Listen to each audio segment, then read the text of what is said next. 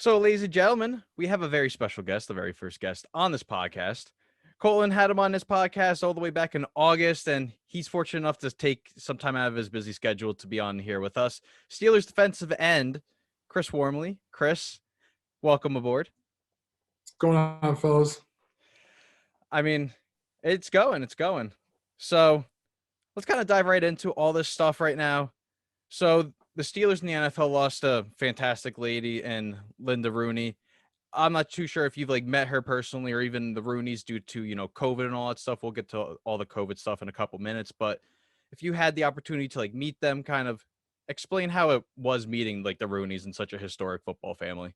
Yeah, I never got the chance to meet. I'm guessing with COVID and everything, she wasn't in the building a whole lot, but still someone that has meant so much not only to the city of Pittsburgh but to the NFL in general. And the Rooneys are an historical family when it comes to the NFL. The Rooney Rule, them just having such a storied franchise in the Steelers, winning 6 Super Bowls, and anytime you lose someone that means so much to not only a city but a franchise and a whole entire league, you knew that they were doing the right thing when it comes to running a team. And my condolences go out to the entire Rooney family. And yeah, she was a great lady, what I've heard, and just reading stories over the past couple of days of what she meant to, like I said, the city and the franchise. I know she was a special person. Yeah, absolutely. Going off of kind of what I asked you over the summer, how you went from one great organization to another.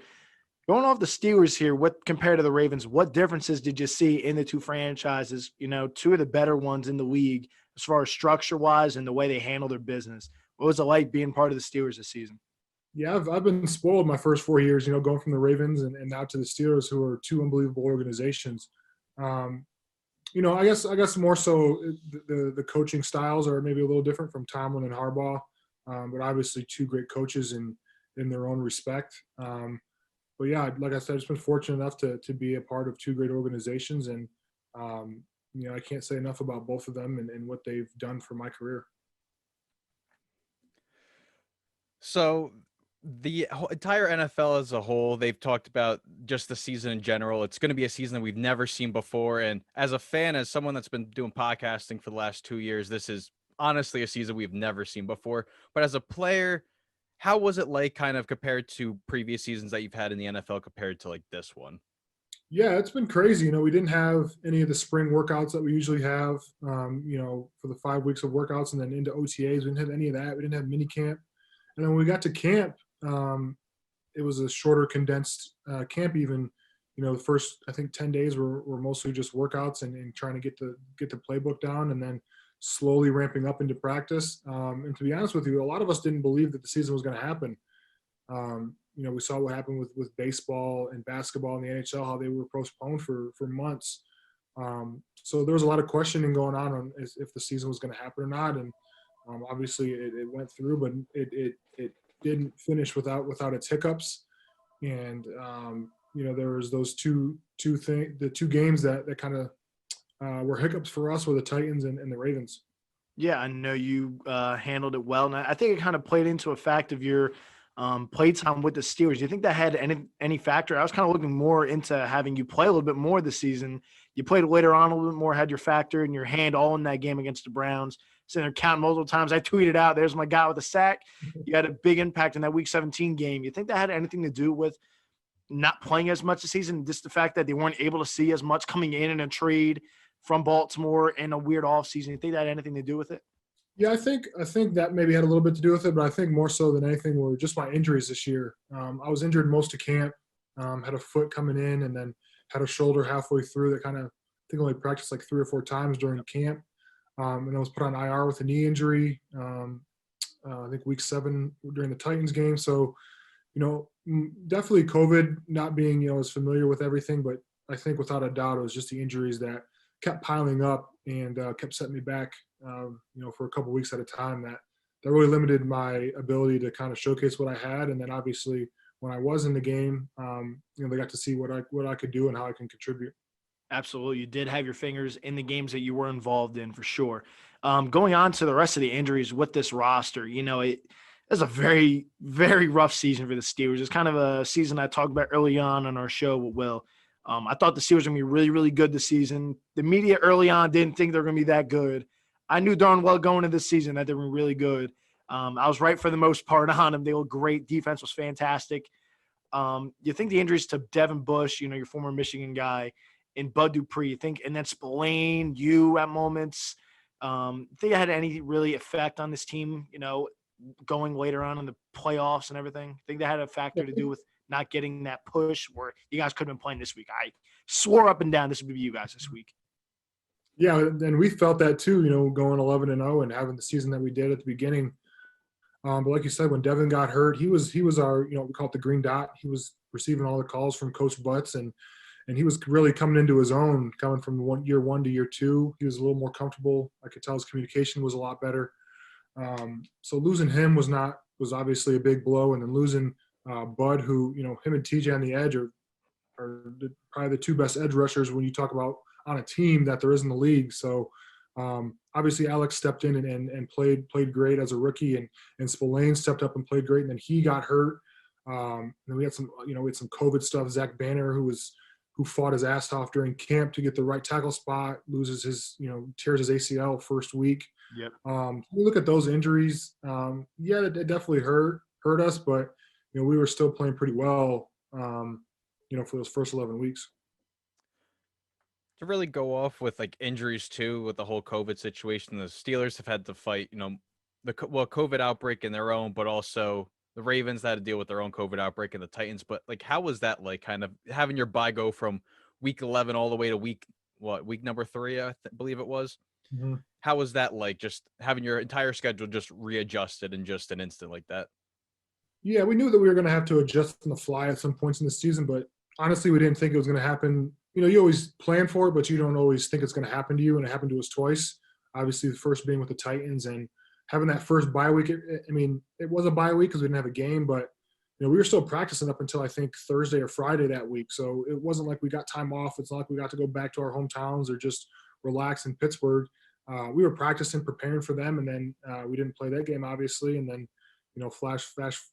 fast forward for a couple more weeks when we were playing the Ravens, and that kept getting pushed back, went from Thanksgiving to the following Wednesday. It was a more of a mental game for us. We were trying to stay prepared as long as possible. We go from a short week to a long week playing the Ravens, and then another short week, I think, into Washington. So it was tough, but like I said, we knew we were going to have some hiccups this year just because of COVID, and for the most part, I felt like we handled it pretty well. Absolutely. I think Coach T handled it really well. Didn't make any excuses for it, where a lot of coaches could have sat there and made excuses for it. Players could have been, you saw a little bit of players chirping about it, how it wasn't fair, which I have to agree. You guys got the short end of the stick. I can't think of another team where it's like they had a really awful situation. You guys got your bye messed up, and it wasn't your situation. You guys didn't have the COVID, and your bye gets messed up. The Ravens get it.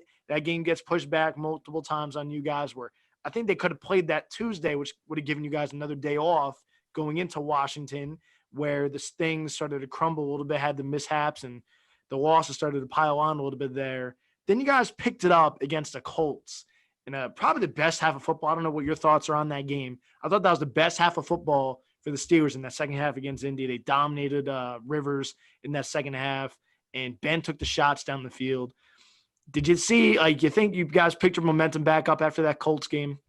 Yeah, we felt good going, playing the Colts, and obviously that second half, the first half didn't go so hot for us, and obviously we picked up in the second half, but we kind of felt like we got our groove back. Some of our players are coming back healthy the next week, and we were ready to roll, and obviously that didn't happen, but I kind of felt like our momentum was picking up. That's very interesting to know about that, but I still want to know more about the COVID stuff too. How was the testing? I don't know, there was the quick test, and they also had the nasal test. How was that kind of having to experience that every single day throughout the season? So when we first got there, it was every day. And then there was supposed to be a rule that if there was a certain percentage that didn't test positive, then it would be every other day. But that kind of got scratched right away, and then it went to every day. So we were getting tested, Monday through Sunday, 7 days a week. On the road, we get tested before, we go down for breakfast. Before games, we would stop at the tent. There was a little trailer outside of Heinz Field. We get tested before games. And it just became a daily part of our routine, getting tested, I don't know, 150 times plus or whatever it was for those 5 to 6 months. We just got used to it, and it really didn't affect us too much. Obviously, if someone tested positive, then that was, the testing allowed us to know that faster than if it was every other day. But every other day or every day of testing just became part of our daily routine. Another question here from me, going off of the Steelers locker room in general. There was a lot of chatter out of the players. Juju's comments came out going into the Browns game. Juju's dancing early on. Joe Hayden came out and tweeted he was the least of our problems with him dancing and stuff on logos. In the locker room, how was that handled? Again, people didn't talk about it early on when he was doing the same routine, dancing on logos, and they were winning games. But when you guys started losing some games, the tide had turned with the media and stuff on Juju. How did the locker room stay together during the losses and just handling the young guys, like Juju, Claypool, and all that? How was that at the locker room staying together? I mean, Juju's a professional when it comes to how he handles himself in the building every day. He comes to work, he works his ass off. But that's who Juju is. He likes to dance, likes to have a good time, and if that's gonna if that's what allows him to play at his best, and he had a great season. I feel like he had a really good season this year. And if him, Corvetting on the logos before games is what makes him a better player, then I'm all for it. Obviously, the media likes to blow it up when we aren't doing so hot, and that makes it that's one of the reasons why we lose. That has nothing. I feel like that has nothing to do with our wins or losses. That's just something that someone likes to do to get his brand out there, and obviously he's really good at it. And I think he'll continue to do that, especially if he can keep getting the attention that he's looking for when it comes to marketing and branding and stuff like that. Absolutely, I have to agree. There was Josh Allen clips when you guys played Buffalo. He came out with in his huddle pregame that he was let them do the dancing and running their mouths. We'll do the playing. And to be fair, I thought you guys outplayed him in the first half. Especially defensively. Josh Allen was not comfortable in that game at all. Ben, threw that pick six to end the half pretty much, which gave momentum to the Bills. But otherwise, I thought you guys dominated that game. So I have to agree with you 1,000% on that. I thought Juju's dancing had nothing to do. And as you said, he had a great season, 97 catches. He kind of reminded me, I don't know if you remember Hines Ward as a Steeler. He kind of reminded me of the Hines Ward this year for the Steelers, getting the gritty, tough yards, getting the huge moving the sticks for the Steelers. But yeah, absolutely. I have to agree with you on that. But also another question for me. Did you guys think, again, I thought early on this was a Super Bowl team. You guys have that thought all season, other than all the issues with the COVID and everything, the injuries. Did you guys still think you guys could have won it all this year? I thought with the offense and with the fantastic defense, top 2 defense, I thought you guys had a chance to win it all this year. Yeah, I mean, me looking – from the other side when I was with the Ravens last year, the Steelers defense was phenomenal last year. Obviously Ben was out, so that hurt the offense. But knowing what we were having coming back on the defense this year, guys getting older, guys getting healthy, Tuitt came back. Devin was going to be in his second year. Minka was going to be in his second year of the defense. We felt that with Ben coming back and the weapons that he had and those guys emerging, the veteran O-line, we felt like we were going to be cooking, and we were cooking for 11 games. And obviously injuries and a few things here and there didn't go our way. But yeah, we had thoughts of Super Bowl even from the beginning of camp when no one else thought that. And then obviously we got to that hot start, and our confidence just grew, and we were playing and being Tampa right now, but obviously that didn't work out. So with the discussion of the Super Bowl that's happening this Sunday, who are you looking at this game, and kind of what are your thoughts on the game with, Tom Brady, Patrick Mahomes, even the defensive fronts, which are both scary in their both respective franchises? What are you looking for in this game coming up? Yeah, I mean, I think it's going to be a high scoring game, even though they got some, Tampa's defense is pretty legit. I'm excited to see what Sue does in his first Super Bowl. He's been working his butt off for maybe 10, 11 years now to get to this point. I'm excited for Frank Clark, who I played with at Michigan. For him to get back-to-back Super Bowls would be pretty cool.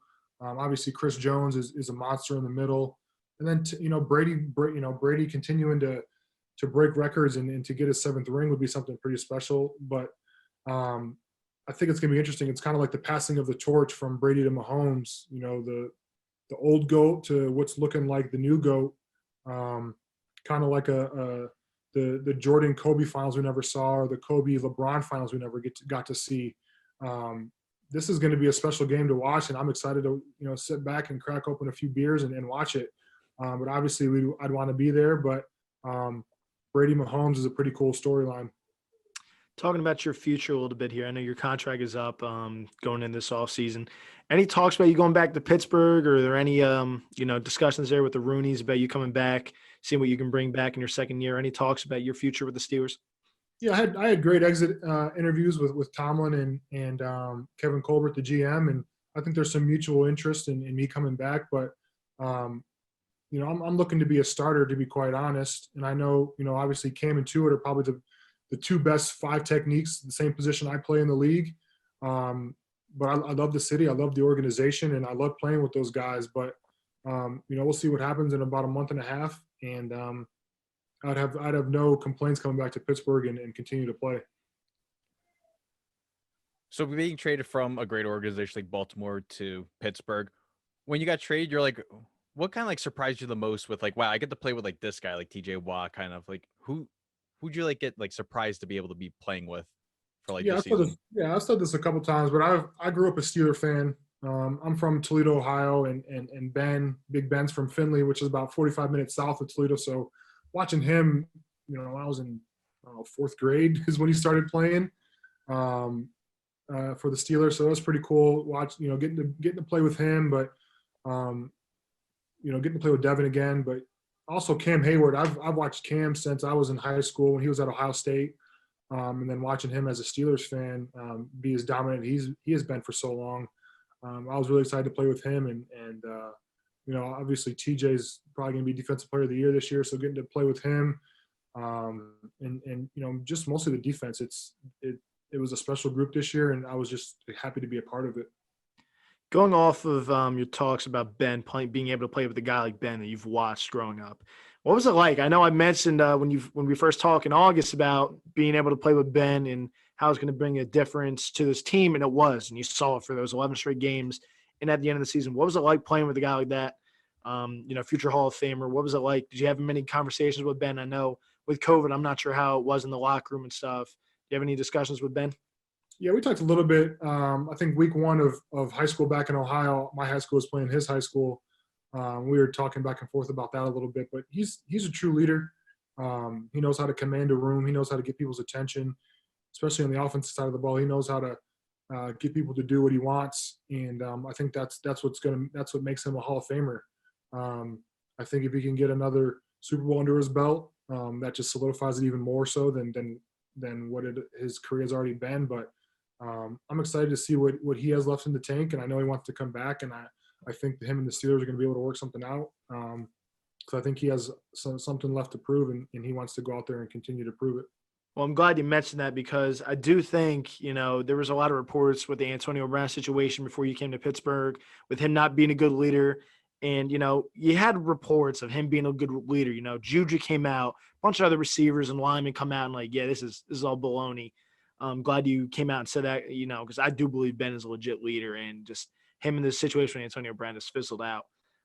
Going on to the rest of this team here, though, what is it like dealing with a guy like TJ Watt? Again, as you just said, Defensive Player of the Year, most likely, hopefully, deserved it last year as well in that conversation with Gilmore. What was it like? Was he a vocal leader on this defense? I kind of expect that out of Cam. That's kind of where I see Cam as the vocal leader of this defense. How much of a vocal leader was Devin Bush? I meant TJ Watt, excuse me. Yeah, no, TJ was, he was the guy to get us pumped up. He was the one that knew the entire defense. He knew what the offense was going to do. So he was, kind of that, especially for the D-line, the guy that was coming back to the sidelines with adjustments here and there, and letting us know what he's hearing on his side of the ball when it comes, or his side of the line when it comes to O-line calls and QB, adjustments and things like that. So he was a great leader when it comes to that. And Um, Obviously, he's got 10 plus years more of being a great defensive lineman, edge rusher, and I'm excited to see what he can accomplish in the next decade. One for me, dealing with those guys up front with Cam and Tuitt, two of the better guys inside. What was it like having that competition for the nose tackle? It was kind of a other job here that you saw some disagreements on the sideline with Davis and Bugs. They had that little action on the sideline. What was it like dealing with those? The fight up front. Just trying to get that other. Get more reps with those guys up front. Yeah, and that was a lot of, I wouldn't say arguments, but we want to play, and when you have those guys who are like I said, two of the best inside guys in the league on the same team, people are gonna be fighting for reps, and that's kind of how it was all year. Obviously, we didn't want to see those two guys fighting on the sidelines, but everyone's trying to fight for reps, everyone's trying to stay in the league, and everyone's trying to to get paid, and that's what it's about. And if you're on the sidelines, watching, then you don't have a chance to make plays. So, we'll see what happens next year. But I think we'll continue to keep fighting and keep competing, because that's what it's all about. When you compete, you get better, and the best guys are going to be out there playing. How does it feel to live out a childhood dream, being able to play in the NFL? Like you mentioned, you got to watch Ben from like the 4th grade on. Now you get to play with him. Like, how does it feel to be able to pursue a dream like that? Yeah, it's pretty cool. And I think once I'm older and kind of sit back and look at what I've accomplished or who I've played with and what I've done, I think it's going to sit in a little more. Right now, I'm just kind of living in the moment and enjoying my time. Us football players, we're all just people. We all like to enjoy this, the same things that I guess normal people like to do. So when it's our day-to-day thing and you get to know the person other than just what you see on TV, it's kind of reassuring that people are just people, and everyone can be a little normal at times. Going off your comments on living the life, being a normal person. What are you looking forward to this offseason? I was going to ask you another football question, but since I was right there, I'm not going to be silly on this one. What are you looking forward to this offseason? You have anything planned, any big trips or anything? What are you looking forward to in this offseason? Yeah, I'm just looking honestly to recover, get my body right. My wife and I have a 1-year-old daughter that has been a lot of fun to be a new dad, and just excited to see her grow and do some fun things with her this offseason. Get away for a couple days here and there. Obviously, COVID kind of stops that when it comes to being able to do a whole lot, but we're going to try and find some few things to get away and especially get to some warmer weather. But just looking forward to being with the family and enjoying some downtime, honestly. So being on the other side of Lamar Jackson this offseason, going from being with him to now against him in a hated rivalry, respected one though. What was it like game planning against him and seeing him on the other side this time, going against him? Cody went against him in practice. What was it like going against him though? And one of the teams he struggled against last year in his MVP season, I mentioned in the offseason in August, was the Steelers. Yeah. And again, he, struggled against Pittsburgh again this season. Only saw him once because of COVID the second time. But what was it like, seeing him on the other side of the ball? Well, I was injured the one time he played, so it was it kind of sucks I didn't get to go up against him, because I did go up against him, every day in practice and camp. And the dude's a freak. You see what he can do. You can see what, especially towards the second half of this season, what he was able to do. He's a special player, one of a kind. And it's any team that has to game plan against him, I just kind of look at him and say good luck. Obviously, the Steelers, I think, have found, obviously we play them twice a year, so I think they've kind of figured it out a little bit, as much as you can figure out somebody as talented as Lamar. But yeah, it's always fun to go up against somebody that is going to be a big challenge like that. That isn't the average drop back quarterback like Big Ben. Those guys are probably total opposites when it comes to their style of play. But it's always a fun challenge to go up against somebody like that. Do you see Lamar being the future guy there and leading Baltimore to possibly a championship or two? Because I know there's some talks, especially after the way they lost again. He did get hurt in that game, but there is some talks that they don't know if Lamar is the guy. Do you think Lamar can bring a championship or some playoff success to the Ravens there? I think so, especially with Harbaugh still there, and if they keep their offensive coordinator, who's done a great job with Lamar the last 2.5 seasons.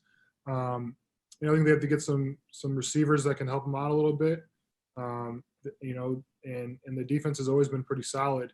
They have a really good offensive line. Obviously, they have a great rushing attack, a really good tight end in Mark Andrews. So I think if they can keep those guys together and they can kind of figure out a way to get over the hump of those playoff games, I think he can have a lot of success for the next 10, 15 years. Well, you got one? Yeah, to like go up, still on the Lamar Jackson talk and all that. Like, how was it being with him last year? Just seeing himself, like, how did he like represent himself for that incredible MVP season that he did have in the 2019 season? Yeah, I think when guys have as much success as Lamar did that season, they could be arrogant, they could be cocky, they could kind of blow people off. But he was the total opposite. He was probably the most humble, I guess, superstar that I've ever been around. When it comes to how he handles himself, I know you might not be able to tell that, on the field, but in interviews, if you ever watch him in interviews, he's always super humble.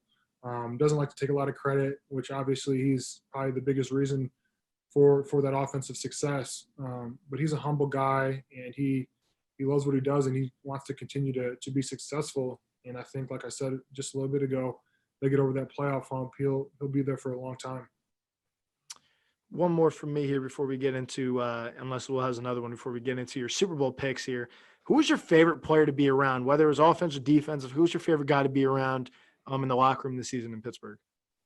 I don't know about one specific guy, but just the D-line. I feel like this is, at least for me, this is the closest I've been with a group of defensive linemen since I've been in the league. They're just good dudes that like to have a lot of fun, joke around. But they're all just really, really solid dudes that, hopefully I can continue to have a relationship with, for a long time. I got one more before we get into the picks, though. Like, who's one player from college, high school, college, the pros, who's like one player you got to play with and you're like, just like starstruck about him, or not even starstruck? You're just like, wow, I can't believe I got to play with this person. I